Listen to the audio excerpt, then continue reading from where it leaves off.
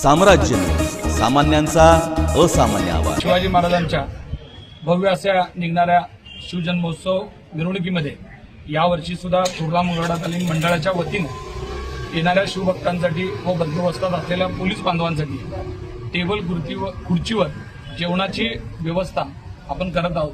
या व्यवस्थेमध्ये आपण त्यांच्यासाठी शिरा असेल, भात, पुरी, 2 भाज्या असं पंचपक्वानाचं टेबल व खुर्चीवरचं सालाबादाप्रमाणे यावर्षी सुद्धा आपण त्यांचं 8वं वर्ष आपण यासाठी शिवभोजन करत आहोत।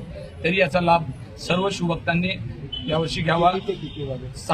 19 तारखेला 6 वाजल्यापासून ते रात्री 12-1 वाजेपर्यंत जोपर्यंत शेवटचा शिवभक्त जेवून जाणार नाही तोपर्यंत ही व्यवस्था चालू असते। आपण 25,000 शिवभक्तांना भोजन पुरेल एवढी व्यवस्था करतोय आणि आयत्या वेळेस जर त्यापेक्षाही जास्त करण्याचं नियोजन लागलं तर ती करण्याची तयारी आहे। जेवणाची नियोजन व्यवस्था कशी केलेली आहे? स्वयंसेवक वगैरे नेमलेत का काय?